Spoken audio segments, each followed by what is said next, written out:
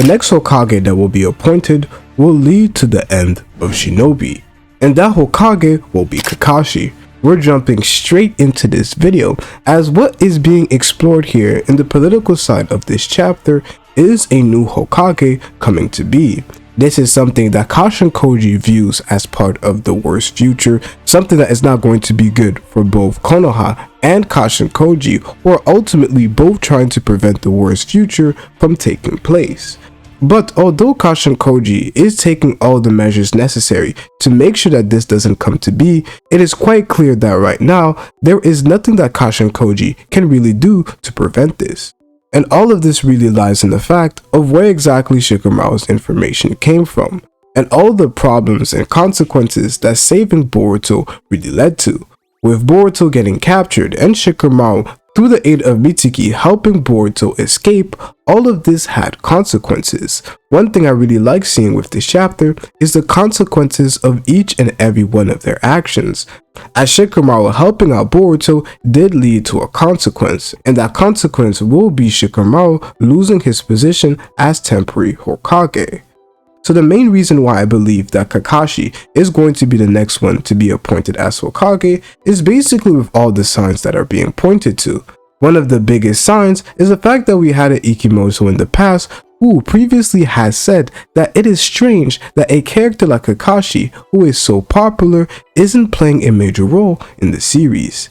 Ikemoto later said in that interview that he didn't want to reveal more information as it would potentially be spoilers. A lot of us have given up hope on this being the case, especially after seeing Shikamaru become Hokage, but now with his position being threatened, it is quite clear that we may be on the very verge of seeing Kakashi return as Hokage. Some thought he would come back as a Senju, but it is quite clear that that will not be the case. And I'm quite happy to see this personally, to see a Kakashi come back. Because another major hint at this being the case is due to the simple fact that we don't see another Hokage statue in that scene of the time skip. We do know that Ikemoto said that there would be some slight changes, but such a big change as somebody other than the Hokages that we have previously seen not being mentioned in that scene is something that seems quite big to me. It is definitely a possibility. It is still the case that maybe somebody else is appointed as Hokage, and those were one of the slight differences that Ikemoto didn't include at the time, but personally, due to the simple fact that he did say a slight change, and to me, it appears like a bigger change, I do believe that Kakashi is still going to be the one who is appointed. We don't see somebody else as a Hokage statue, which means that the next person who will be appointed as Hokage, or at least until the Senju threat is done with, is going to be Kakashi. As Kakashi actually has a lot of reasons to come back, because all of this situation that we're seeing right now does involve Kakashi, or at least it involves his students of the past, with one Naruto and with the other being Sasuke. And Sasuke is directly linked to Kakashi due to him being the Hokage who was appointed when Sasuke ended up being forgiven and allowed to roam free. We've seen throughout this series, if you played close attention, that people still don't really respect Sasuke due to his involvement in the assassination of Danzo and his various traitor acts that he has done in the past. But for somebody like Sasuke, who understands and regrets some of the actions that he has done, it was something that never bothered him. But the very own person that allowed him to be free was Kakashi. So in a way, he may feel obliged to do something or at least help out the Leaf, especially due to the fact that Sasuke is involved. And another character that is involved is Naruto. And due to those characters being involved, we could definitely see Kakashi come back. This is something that is not new to us, especially in the Naruto series, as we have seen this being the case in the past, with characters like Hiruzen who did end up coming back. But although we do end up loving Kakashi, why do I still believe that this is ultimately going to lead towards the downfall of Shinobi? The answer is quite clear. It is due to the current attitude that is being brought up.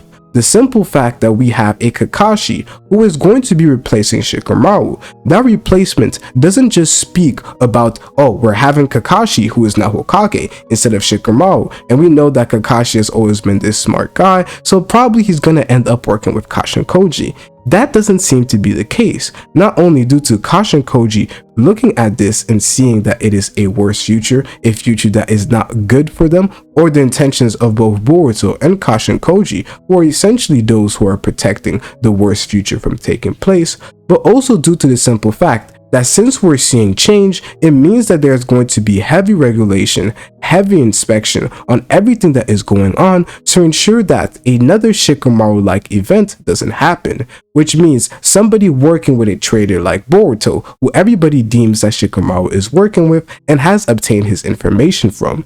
And due to that being the case, we're going to see a Konoha that is a lot more strict, at least for the time being. And that strictness is going to come with any involvement with traders, any involvement with people who have backstabbed the Leaf, being Boruto. And Kashin Koji, who is somebody from Kara, is definitely not going to be somebody that they're going to be relying on, a remnant of a project coming for Ishiki, an organization that in the past did come and attack the village. So Kashin Koji is definitely not safe with this.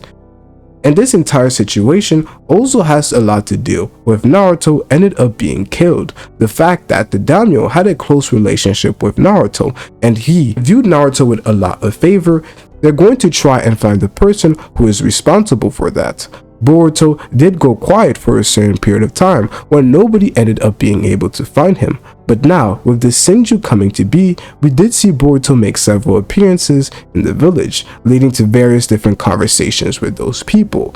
Not only are we going to see those people be interrogated in the near-come future, as was mentioned by the person right behind the daimyo in terms of authority, it means that we're going to see the return of this investigation towards Boruto, the hunting down of Boruto to ultimately kill him. And Kakashi, somebody who has worked in the Anbu, is definitely going to be part of that, which means that we could see a formation of a specific group of people who are tasked with looking for Boruto. So we're going to see a lot more of Boruto fighting characters from the Leaf, whether it be Anbu Black Ops or various different teams are sent out to look for Boruto, which is going to be quite interesting.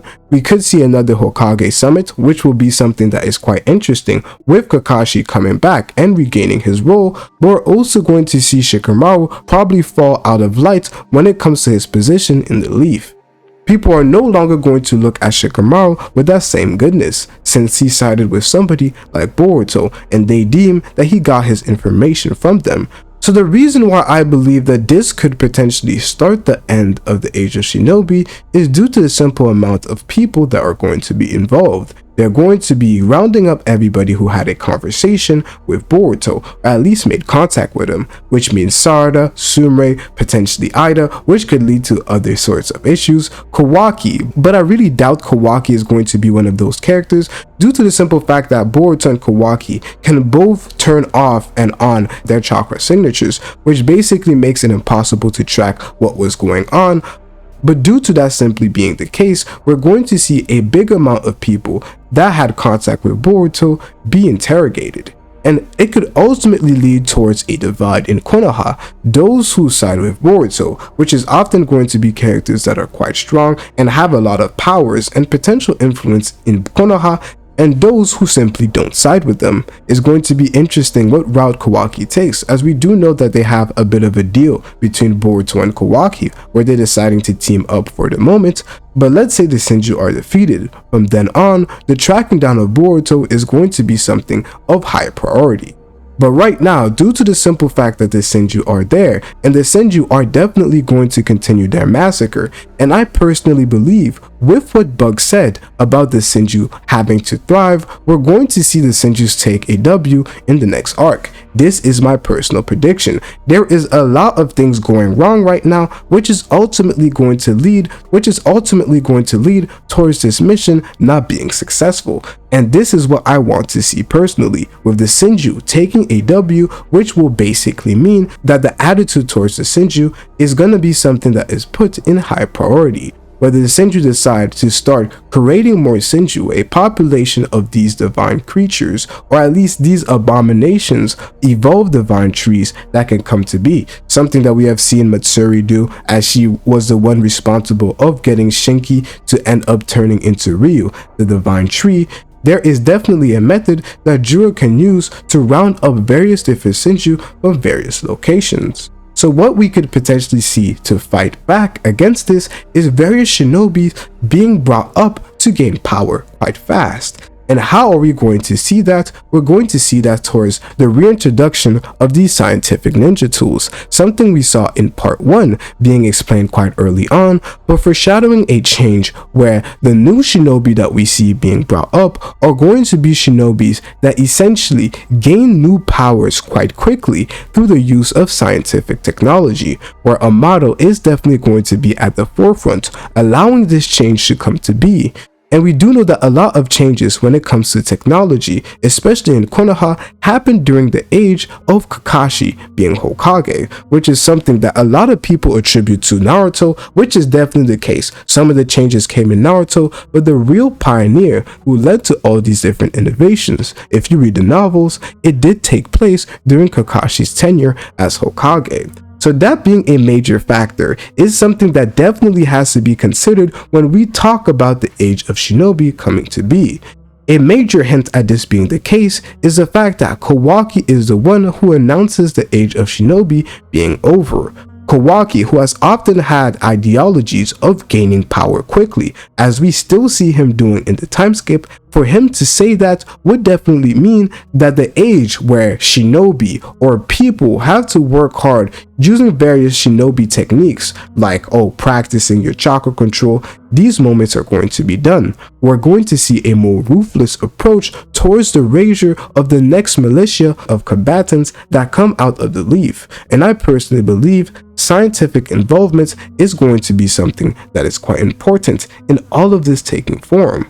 And Kawaki's involvement is something that definitely has to be accounted for, due to the simple fact that we've seen in the past young characters, especially characters like Gaara, who was the son of a Hokage. He ended up being the Hokage quite early on. Do I think this is going to be the case for Kawaki? Personally, no. I don't think Kawaki really has that Hokage type. I don't think he has that, especially at the moment. I don't know what's going to happen in the future. But Kawaki having a higher position, especially due to the fact that he wants to get rid of Boruto, and we've seen that if an opportunity arises to make Boruto's life harder, especially with what we've seen with omnipotence taking place, Kawaki is definitely going to be one of those people who is ready to take on that path to destroy anything necessary to ensure that Naruto can essentially come back, as he doesn't want to endanger Naruto's life. And with the fact that we have characters like Sumire, we actually have evidence of the fact that Kawaki lied through the conversation that he had with Juro, as Amada was paying attention, and so was Sumire. And we have various people like Sai who have kept a good eye on Amada. There's going to be rumors spreading of what Kawaki actually did. So Kawaki having a level of influence, whether it be towards him being Kakashi's advisor, basically grooming him into becoming the next Hokage, this is definitely a possibility. And due to that being a possibility, we could see a more ruthless approach that Kawaki takes as an advisor who is getting ready to become the next Hokage. But the person who's actually going to be the next Hokage is going to be Sarada. So what's going to be key is seeing exactly what she does.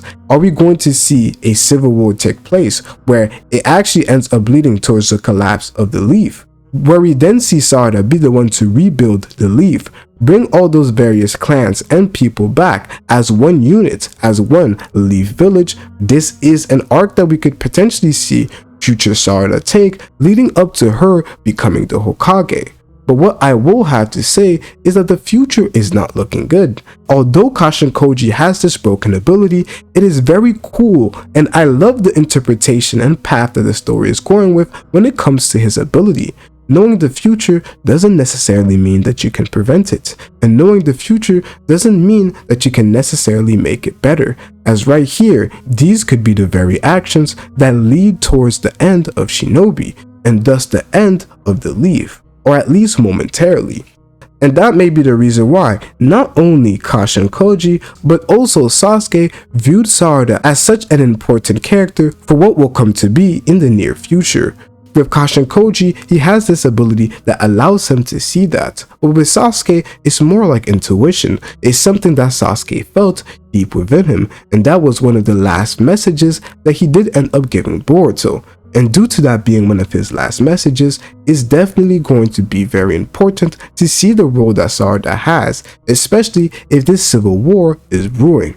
I really would love to see the various different villages actively play a role in the story, and this may be the very way that we see that come to be, with Kakashi returning as Hokage, a sentiment towards the Senju of wanting to prosper and increase their race, as this is something that is part of the genetic code of all living creatures, to reproduce and create more of their kind, to essentially allow them to live forever and pass on their will through the next generation. This is what has been programmed throughout everybody. And with the fact that we have Kawaki's secret being revealed slowly to various people in the Leaf, we're going to see Kawaki being placed in another rough situation, a situation of desperation, which may cause him to become ruthless once again. All these situations are pointing towards the end of the Age of Shinobi, and by proxy, the end of the Leaf Village, but Sarada holds the key towards bringing it back, and to find out why Sarada is quite important to the story, you have to watch this video right here.